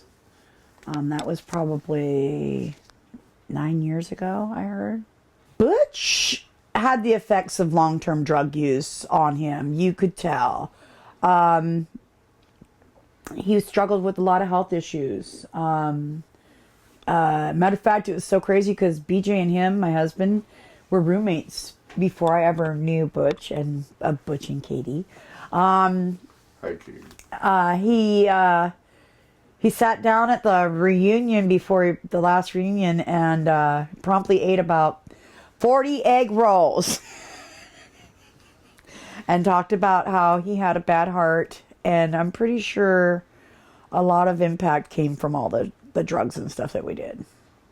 Oh, man. With a kaleidoscope? I had a good one time with a kaleidoscope. I don't know where 4 hours went, but it sure was fun. No idea. Never tried it before. They're all good. I mean, they all been good for me. I just like you just get out and be free. You want to be busy. You want to be out just getting involved. You want to just, you know, I was so one-on-one with people. I was a people magnet. I was a people person. That I know about. I've had several in my youth. Man, I remember my first hit of acid vividly. Pretty much every hit of acid I ever had was some of the best, most amazing experiences I've ever had in my life. And if I had to choose a drug that I would do, though I don't do these drugs any longer, I really believe that because of my age, I have to save what brain cells I have left, so I have no more room to be able to waste any brain cells on drugs, especially hallucinogens. But acid is probably the best, acid mushrooms. Acid was just, oh my gosh, just amazing, amazing visuals, amazing. I seen Jimi Hendrix in liquid. I seen, music is just, it just enhances every part of the senses and takes you places that you could never imagine with the regular mind at all. Acid is a doorway to a whole different realm. I'm not promoting it by any means, but I would say that it was probably one of the best highs I ever had. What I know about a good acid trip is that it's not a bad one. I had never had a good, or I had never had a bad acid trip, and Lord knows I've done my fair share of LSD over the years. That being said, I just always enjoyed the fact that it just seemed like I was really enlightened, that my view of the world was really changed when I was under the effect of a hallucinogenic. And I just remember always things being super funny and a lot of laughing. Whole lot of laughing when I did LSD and or mushrooms, psilocybin. I've heard of it my time, but I don't. Nothing I've ever done. I never did acid, but I guess if you're still alive after your acid trip, then I guess that would be a good thing. I have no clue about a good acid trip other than like Pink Floyd songs and like videos like that. I've never done it. I think it's kind of an interesting concept because it gives your mind like a freedom to wander, but my mind has a freedom to wander all the time, and especially during fasting. The thing I liked about it the most is like the ability during the fast to be thinking about something and then for it to happen, and because you're so in tune with everything. I know for a fact they used it during some CIA projects to be able to crack people's consciousness, to drop some LSD and that stuff, and then you make them do something really horrendous while they're on a trip, and then you show it to them and they can't believe it's them. So I think it's pretty evil. I think it's probably could be used as good, but it's been used for evil. Being out in nature with only people that you trust who are also indulging with music and epiphanies about yourself. I've never taken acid, so I can't tell you. God, I haven't had acid in a long time. You know, here in Seattle, acid was a big thing when we were teenagers. It was a huge deal. There was acid everywhere. Here in the Pacific Northwest, acid was everywhere. And I don't know if that was just the 70s. I read something one time that said if you've had more than 10 hits of acid, you're legally insane. Please describe what you know about a bad acid trip.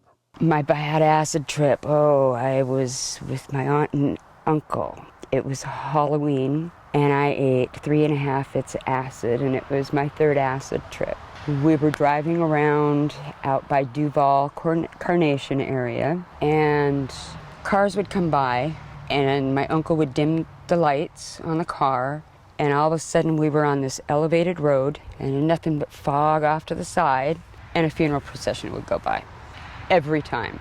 So then we're driving down the road, and I'd get these voices in my brain that would get, oh, well, you remember when the store was there? Oh, no, that's right, you died before they put that in. And I was literally hearing this shit. So at one point, we're going down the road, and I look up, and it's like a prison entrance. There's guard towers with the barbed wire, and so the road goes through the middle of it. So we're going through, and I look up, and the guards in the tower are living dead. And I'm like, whoa. And I look over to my left, and it was a prison with living dead prisoners. And I look forward, and there's like another gate to leave. I look at this gate, and this voice comes in my head and tells me, if you don't make it through that gate, you don't get to live. And I remember telling my uncle, step on it, step on it. If we don't make it through the gate, we're gonna die. So we did, we made it through the gate, and then we came around a corner and there was a car accident. This was actually real. There was a bloody arm. It looked like there was 3 people in the car and they were very bloody. This was the end of a dead-end road. So we drove to the closest phone booth and my uncle called the police and reported the accident. We didn't go back because we were tripping on acid. We did what we could, So they ended up taking me home and I was still high as shit. We were living in Redmond and we looked out over this valley and there was all these steam bogs with these little steam coming out. And it was like, oh, that goes down to hell. And then the neighbor's dog was sitting outside. He was a cool dog. He was my buddy. All of a sudden, he looked up at me and in my mind, this voice said, get your face back inside that window and don't look out again. So I did. So it's like, okay, I think maybe I just need to go to sleep. So I go lay down in bed, I'm gonna go to sleep. My brain was like this turnstile for trains that would spin around so that the train could go or spin around. So it would spin and it was like a dead person talking to me. Then it would spin again and it would be a different dead person. And again, it would be a different dead person. Needless to say, 3 months later, I'm at home alone, scared to death. I've got my dad's shotgun out, and my uncle showed up, knocks on the door, opens the door. I almost shot him. I was afraid of the dark and afraid to be alone for 6 months after that trip. In the 1960s, 2 of the guys known for making LSD decided to mix it with some form of amphetamine, and they called it STP. STP was very unpopular because it took a long time to kick in. So while people were waiting to get high, they took more. Then it would kick in, and they had already taken way more than a good dose. So a lot of bad trips were reported as people got way too high and then stayed there. So please tell the audience, how do you think a high school kid would handle such a trip, especially if he or she had never tripped before? It could be a really bad one for them. Oh, that would be a bad trip for them because they'd be going on, and they wouldn't know how to react to it. It would kill them. I don't think they'd handle it very well at all. I think some of the hallucinations could get pretty horrific. It doesn't take much to turn a good trip into a bad trip. And getting too high is something that would definitely do that. And they would probably never come back. When you're sitting next to the chick and you don't feel shit, and the girl next to you, so I guess I really wasn't tripping, but she was, and all she kept saying was the spiders were coming out of the rug. My first real acid trip memory, I was at Wheels' house in Rainier Vista, and the song Crimson Clover played over and over, and it never got out of my head for years. They would be bouncing off the walls while hallucinating. It'd probably be a really bad experience for them. That it wouldn't be a very good one. They'd be an emergency. Oh man, I mean, their brain is so young, and they have not enough experiences at dealing with things. I think it'd cause them to kill their family. I mean, or themselves. I mean, I see it being super detrimental to youth, big time. Well, I wouldn't think that 60s that makes me a kid, but I think the way somebody would think is it's not working. It's like a medicine, any medicine. I took an aspirin and my head still hurts, so I'm going to take another one. And that's still not working, so I'm going to take another one. I think people would react to that in the same way. It's just common sense, which ain't good in that category. I personally don't think they could handle it. They would either go somewhere where they sat by themselves and prayed for it to be over with and freak out, call your mom. I mean, I don't know what I'd say to my mom, but I just don't think they would very much enjoy it, that feeling. I think it would be an inherent danger. I think that's how kids fly off roofs, jump into rivers and drown. Now people videotape themselves for fun and do things like this, but I think that they become so impulsive that there is such a huge heightened amount of danger in something like that, someone that's inexperienced. Yeah, so STP, it's not something I've heard of in Australia, but it does sound very similar to what I'd say it was the early to mid 2000s, there was stuff that came out here that was referred to as tripstasy, which was a mix between LSD and MDMA. That I could see how you could get into trouble with that, where you think the first one hasn't worked yet and you take a second one. That used to happen all the time with ecstasy in Australia. People would get in trouble because they thought their first pill hadn't done anything, so they took a second one. By the time the second one kicks in, the first one's already half destroyed them, so it's game over from there. Having had a similar experience like that at the Big Day Out, when Tool was performing there, spent a day sitting on a hill where I couldn't be around too many people, which is impossible at a festival with 50-something thousand people, but I couldn't be alone. So that was borderline, I guess, of a bad trip we were talking about before, but not really. It was still a fun day. It was just a bit too much to deal with at the time. If you're going to decide to do drugs, take a little tiny bit and then wait,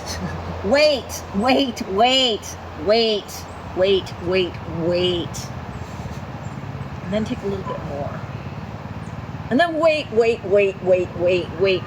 and see if that's high enough for you.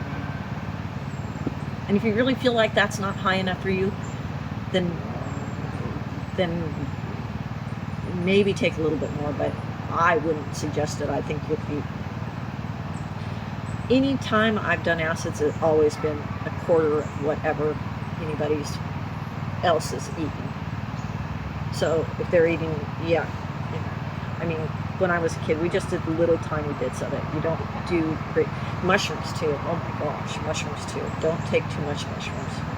And a lot of people, their first time with acid and their first time with ecstasy and their first time with mushrooms will go, I'm not even high, I'm not even high, I'm not even high. And they don't even know they're high. They really just don't even know they're high. And then like a couple hours later, they'll be laughing hysterically and they'll go, oh, I guess I'm high. You know? Yeah, dude, you're high. What do you think would happen to such a high school kid's behavior, grades, her or his mind, if he or she took such a concoction at least once every day? Absolutely. How could they think? Like, how could they even function at that point? Imagine what it does to an adult. If it does it to an adult, imagine what it'll do to a child. Oh, they would lose everything. They wouldn't be able to function or go to school. They'd be violent. Once they did, then that's really bad for them. I think they'd run the risk of permanent harm and possibly never come back to reality. I don't know the physical makeup of it, but I'm sure there would be some sort of physical. Probably like I did. I took a half a cap of MDMA. I was like, oh, this ain't shit. I don't feel nothing. So I took the other half, and I was with DJ and Buzz. And the next thing I remember, I was floating on the ceiling looking at my body on the couch, and I was calling my mom crying, saying, come get me. I think I was 16. So not well. Ramifications. They would be ricocheting off the walls. Well, once again, it depends on where they're getting it from and what the potency is of it. And if there's a teenager that's taking a concoction of drugs every day, it's the availability of it and how they're getting a hold of it and whatnot. I mean, if their parents are handing it to them, or their teacher, or their friends. I think over time, definitely the addiction would happen. I think the grades would probably drop, and sooner or later the body will shut down. It starts out little, and a little becomes a little bit more. Mr. Brownstone. They fry their brain, they'd be done. They'd end up in a mental institution. Well, the grades would slip because you couldn't concentrate on homework, and your behavior would be all over the road. I mean, you just, with those two items in it would just be an open can of worms. It would be a heyday every day, and not knowing how it ends up until it wound up ending up. That'd mess you up, logically. Well, their grades would definitely diminish because they probably are not capable of doing any kind of work, probably not capable of sitting through a class to comprehend anything that the teacher's saying. They just would probably fail there and then end up ultimately failing in life if they don't get themselves under control. I think it would fry their mind. I think reality would become something that wasn't real to them. And yeah, I think that's probably mental wards in the United States are probably filled with young children that did this. I think that after a while it builds up in the system and could have the same toxic effect. The grades are definitely going to go downhill, I'd say, because they wouldn't be able to concentrate. They'd start thinking on a totally different psychedelic level. It would be very interesting to see that pan out. Oh God, don't do that. Don't ruin your brain as a teenager. Just try to, I understand as far as teenagers go, and if I were to say anything to any teenagers, I would say, I get that being a teenager is hard, and it's a hard thing to deal with, and it's a hard place to be in life. But you're still growing, and you don't even think it. You think I'm a grown up, and I've got. But your body's still growing, and your mind's still growing, and there's still so much going on. And why screw up yourself when you're a little kid? Why screw up yourself? Freaking wait! It's not that long. It's not that far off. How do you think a kindergartner would handle such a trip? It would definitely kill them. Oh, they'd be out of control. They'd be kicking the wall and screaming, and They'd end up being institutionalized or dead. Oh, I think they'd never be the same and have to be institutionalized for the rest of their lives. Oh, they would drop out, be pregnant, or in a mental health institution. Same, or even more so. I don't think a kindergartner could handle it. Poor kindergarten. I unfortunately don't think the kindergarten would be able to handle such a trip. I think the poor little bodies of either a young girl, young boy, it'd be too overwhelming for their body. I think anybody that gives children drugs needs to be killed. Needs to be killed. That's a statement. Whoa. I hate drug dealers. It'd probably kill them. So it would definitely make them insane. Something like that for somebody that young, again, potentially lethal. If a kindergartner's doing it, who's ever handing it to him should be dealt with. Period. I don't even think the high school kids should be able to get a hold of it. Let's finish school. Let's be an adult so we can use our own mind. Somebody's not letting them use their own mind if you're handing it to them. They would probably be crying and crying and crying, and I would feel bad if I would see a kid that young going through something like that, because again, they probably would not even know what's going on, and the person that gave it to them should be hung out to dry. I don't recommend this stuff. I mean, just eat healthy, be as healthy as you can. I think they would be totally psychotic, like immediately. We're talking about kindergartners losing their grasp on the reality. Yeah, I think they would go into psychosis and may never ever recover. Their developing brains may never recover from that. Kindergartner in such early developmental ages, that again would be an interesting one, because they definitely turn out being quite an interesting individual.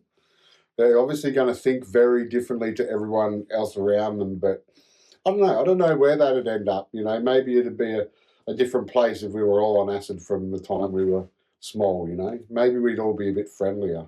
Just go ahead and blow little kids' minds. What the hell? You're gonna molest them anyway. Just go ahead and blow their minds too. Fuckers. What a horrible thing. Just unbelievable. Yeah, no. What a rotten thing to even think about. Anyways, but no, don't give little kids drugs. What do you think would happen to such a kindergartner's behavior, grades, and her or his mind if he or she took such a concoction at least once a day? I could see that kindergartner dying in a matter of time. And like I said, it goes back to what's the dosage and the amount. But over time, it's just like putting arsenic in them. They will die. Institutionalized, and that would be a bad thing. Yeah, mixed with speed. Yeah, they'd be screwed up. Their grades would go to hell. Their behavior would become absolutely erratic, uncontrollable, I believe. They wouldn't. They would lose their mind. Yeah, it goes along the same lines with the teenager, man. I mean, that depends on how they're getting it, how they're consuming it, what proportions that they're consuming it. There'll be some physical deterioration over time. Oh, they become addicts. They're become people like street walkers like Bobby Larson. A sad case that everybody in our scene knows of his plight and how sad. And he looks like the Walking Dead. It's very sad. Same thing. Just shouldn't be doing it. And it's going to hurt you. You can't even take normal prescriptions without it not hurting you. Why are you going to take a drug? And how do you know what it does until after the effects of it? Oh, their poor little mind, they'd probably end up in the psych ward because it'd probably fry their mind, and that would leave them unable to do any schoolwork or even give them the ability to learn anything further, and they'd probably grow up to be an adult with the kindergartner's mind. Bad. It would rot your mind out. Don't recommend it. But if you've been doing it, stop doing it. Just because you did it yesterday doesn't mean you have to do it today. Let your body regenerate, and you'll be stronger because of it. Yeah, the same as what I just said. They're going to turn out an interesting child. I think it ruins adults. Ruin little kids too? Why? Why ruin little kids? Give them a chance. What if he or she took such a concoction at least once a day from kindergarten all the way through high school, if he or she even lasted through high school? They won't last that long. Well, I'd be surprised if they survived that long. They'd be a mess. They wouldn't be able to socialize, do their schoolwork. They'd be a huge mess. I don't know how they'd get into adulthood because they wouldn't know how to function. I don't think they'd be able to function in society. I believe they would be in a delusional world for the rest of their lives and not know how to function properly in society. They would be in the ha-ha house. They'd have to be restrained, and they would lose it. Well, if they're taking it as a kindergartner, there's a good chance that they may not make it to high school. You know, it's the dropout rate today is enormous. You know, the government can say all day long that it's not, but it is. You know, it's like I'm saying, somebody out there that's got a high school diploma and don't know how to read. Do you blame it on the school? I don't know. I unfortunately think that they would just die over time if being addicted to the drug. I don't know. Man, if they took it that long for that long, then there might be something good about it. I mean, I think it'd be just destroyed. I don't imagine that that's even possible, but if it has happened on this earth and somebody has done that to their kid, or a kid has done drugs on that level, I can't imagine it, man. It's unfathomable to me. I don't even have an answer for that.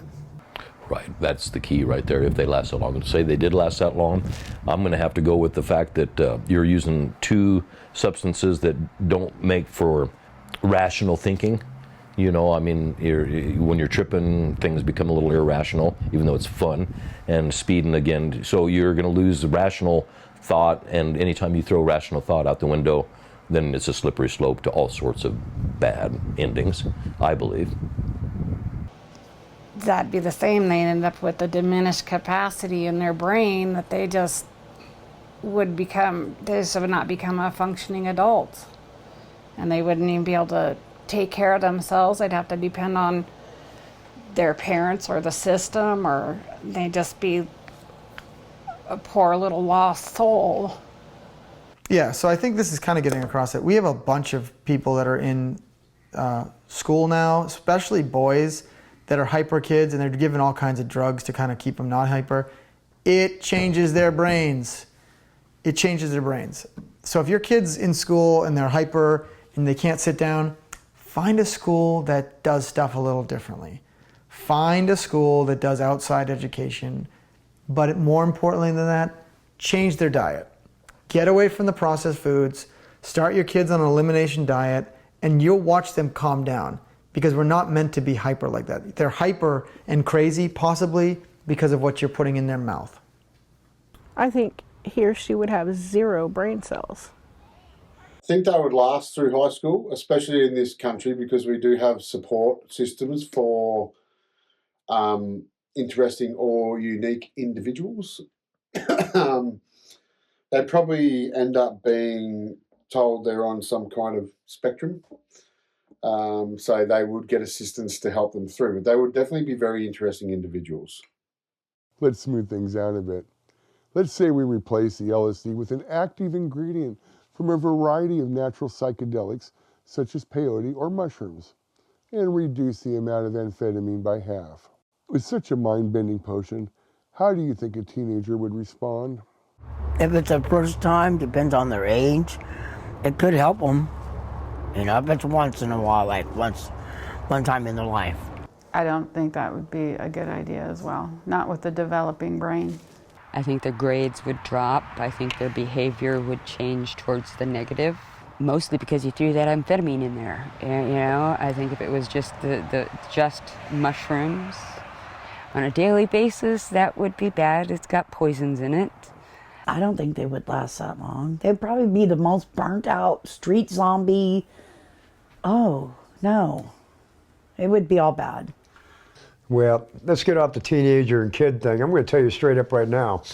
I seen Liberty Caps almost kill somebody, and it wasn't because of the potency of it. He almost choked to death on the slimy damn things when we were drinking it down. He almost choked to death on a slimy ass frickin' Liberty Cap. I feel like the word paranoia comes to mind, but that I might be confusing the potion ingredients with something else.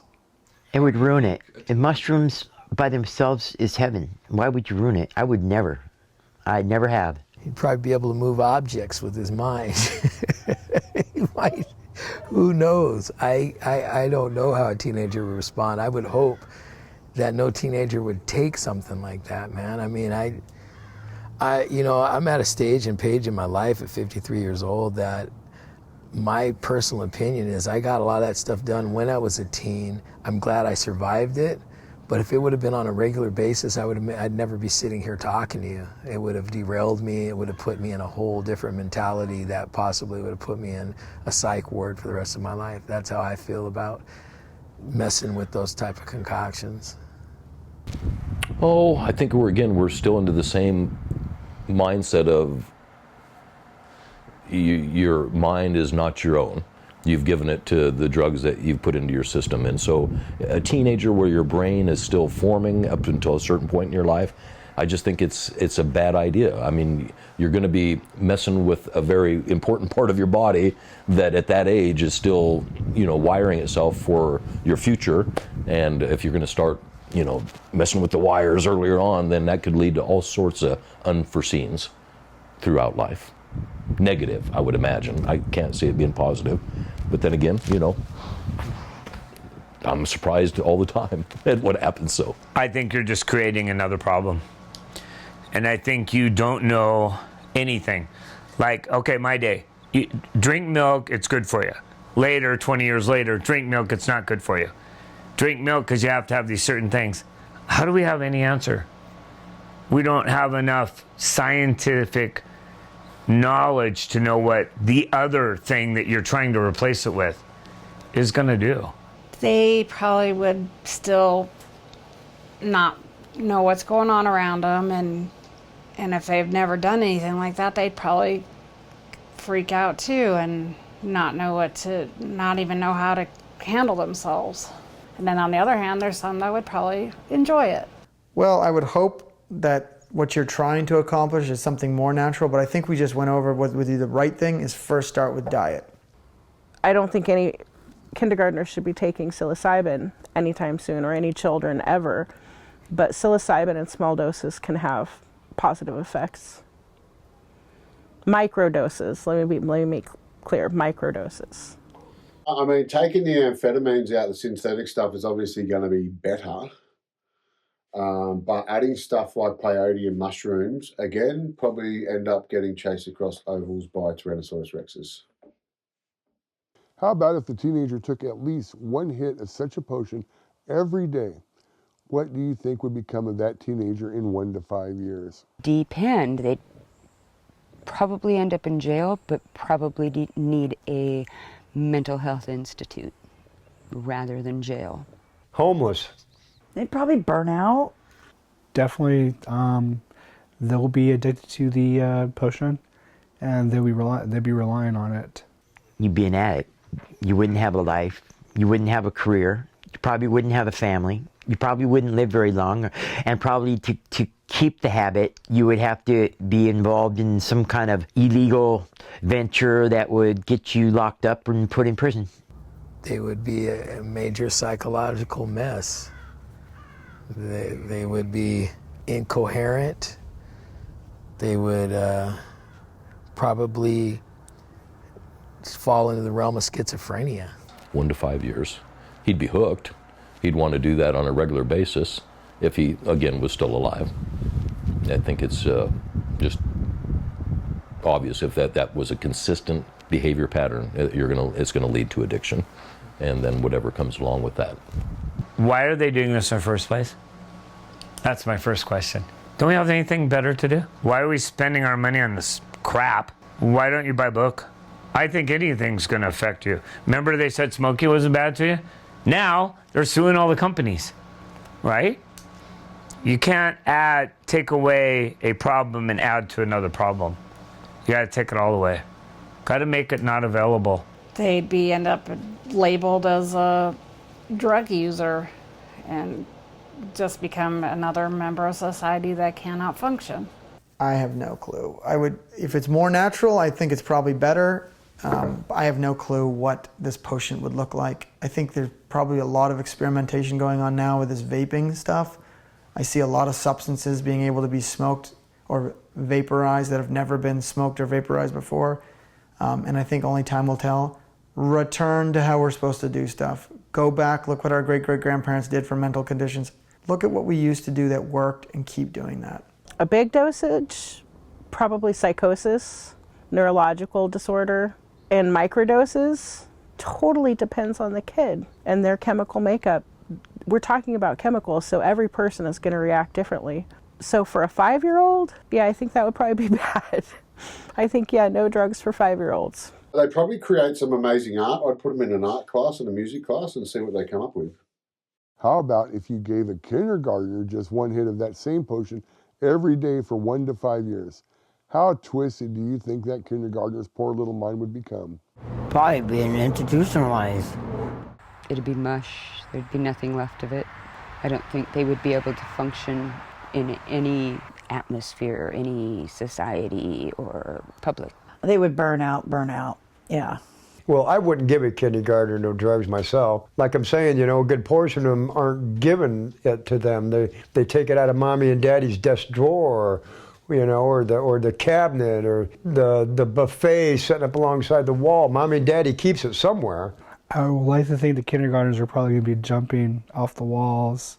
Might be too much for them and their bodies to withstand the drug. The person that did that would need a serious beating. I mean a beating of their life. I mean to do something, because that would do some irreparable damage to a young, impressionable child. I'm sorry, they'll never be the same. They would drive them insane. I think they would freak out and not know what's going on, and they'd be wanting their mama. Yeah, I don't think they should do any of this stuff. I think my answer to all of them is change the diet first. Deal with pharmaceuticals or any potion after you first detoxed and cleansed the body of any heavy metal poisoning or whatever's causing that anxiety in the system. Get rid of it. They'd have a pretty fun day, I'd say. They'd either have a really fun day or they'd freak out. I mean, their imagination's running pretty wild at that point anyway, so I don't know how much different it would be to a normal day, but they might actually, rather than just imagining they're seeing things, they're actually seeing things. What about those kindergartners? If you gave just one hit of such a potion to a kindergartner just once, how do you think that kindergartner would respond? Probably being institutionalized or dead. I think they're worse. They're absolutely addictive.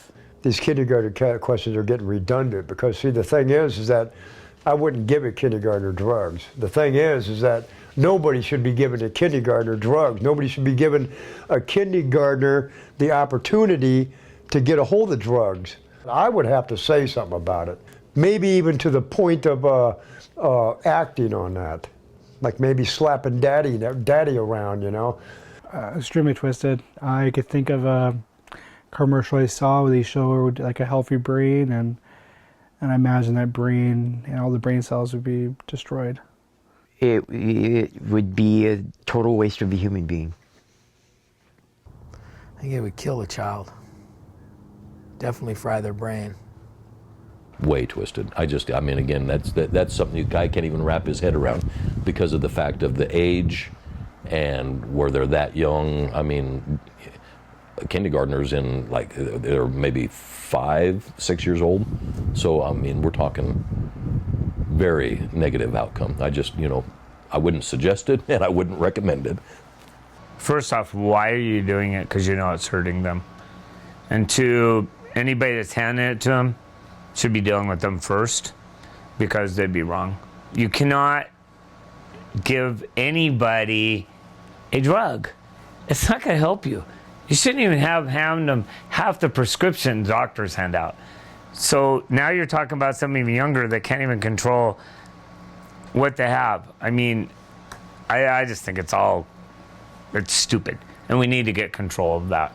They would be lost, and they would just not even know how to handle themselves. They would be, again, another older kid in with the kindergartner's mind. If they've even made it to the kindergartner's mind, they might have regressed back to being in diapers.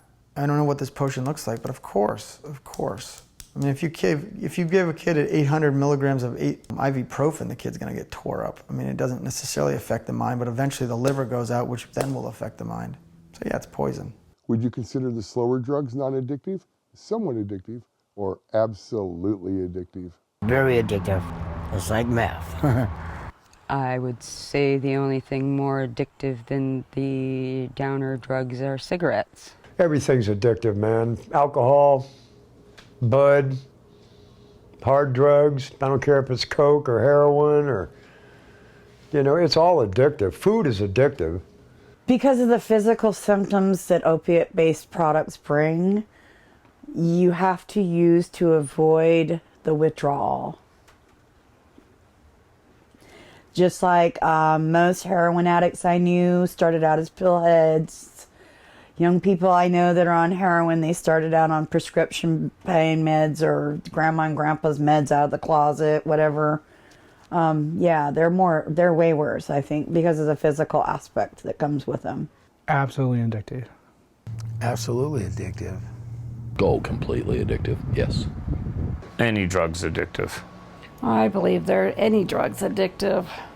Probably somewhat. I mean, if they like being slow, I'm sure there's some sort of addictive quality to it. If they like it, then it's addictive. Absolutely addictive. Absolutely addictive. Depends what kind of slower drug we're talking about. If we're talking about weed, then, I mean, technically it's not physically addictive, but I know being a heavy smoker from like my mid-teens to my mid-20s and trying to quit a couple of times, it was very, very difficult. Like you would be angry and very, very snappy, just like when you're trying to quit cigarettes or something like that. No actual physical symptoms, but yeah, mentally it's tough to separate. If we're talking about heroin or opiates, that's a whole different game because they are very physically addictive. So yeah, I guess that to me they're on the same kind of level as the amphetamines. Be the adult a pimp, a police officer, a politician, a priest, a physician, a psychiatrist, or psychologist. What should happen to that person for knowingly, wanton and willingly giving any child, be the child a high school student or toddler, any form of drug that the adult knows has a propensity to harm the user, especially a young user? Yeah, the death penalty's there for reasons such as that. You're destroying a person's life. They should be prosecuted fullest extent of the law. And when I say prosecuted, that should be attempted murder, because that's basically what you're doing. You're attempting to murder that child. They should be stripped away of their title and prison time. They should be put in prison. Lock them up. I think they should definitely go to prison. Well, they put them in prison these days. I don't care if it's Bill Cosby or frickin' a cop or a teacher.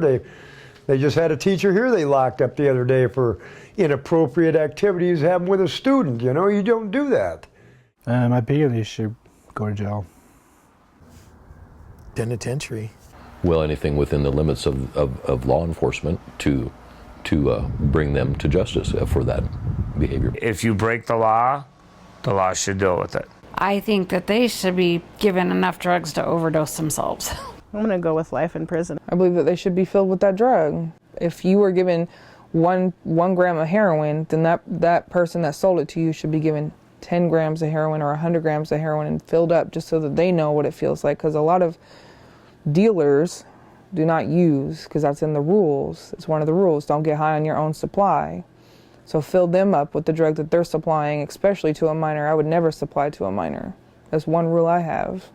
What if the offender not only committed multiple acts of giving such drugs to someone who is underage, but wanton and willingly did so for personal profit of any form whatsoever, and did so while abusing their position of trust to commit such crimes against underage victims? Let's give them the drug. Put them in jail, let's give them the drug. See, prove the effects, it doesn't do anything. Well, let's put you in jail and let's give it to you the same way you gave it to somebody else. Let's see how long you last. They should be in trouble and be put in prison. Lock them up, throw away the key, and just give them the bare necessities and nothing else. I think they should have to be sentenced to prison, and they should have to register as somebody who's harmful to people of vulnerable. Whether it's a senior citizen or it's a youth, anybody that can be taken advantage of like that, I think you should have to register, much like a sex offender. Like I say, it's I think they should expand their punishment a little bit more. I think that's as easy as a life sentence. Lock them away for as long as possible. Get them behind bars. It's where they need to be. Definitely. Well, they should be put away, and the kids should receive some help for those issues that they're going to have. And these older predators that are police officers, priests, they should all know better, and they're put in a position of trust, and they should be trustworthy. And these kids are gonna have trust issues for the rest of their lives. They're not gonna believe anything that people say to them or try. Trust me, it's okay. They're gonna be it's just bad for our young kids, who it's supposed to be. That's gonna be our future. Again, first and foremost, they should be filled with whatever drug that they're supplying. Secondly, they should definitely lose any position of power that they thought that they had. And I think that they should be thrown away. They should have to serve life.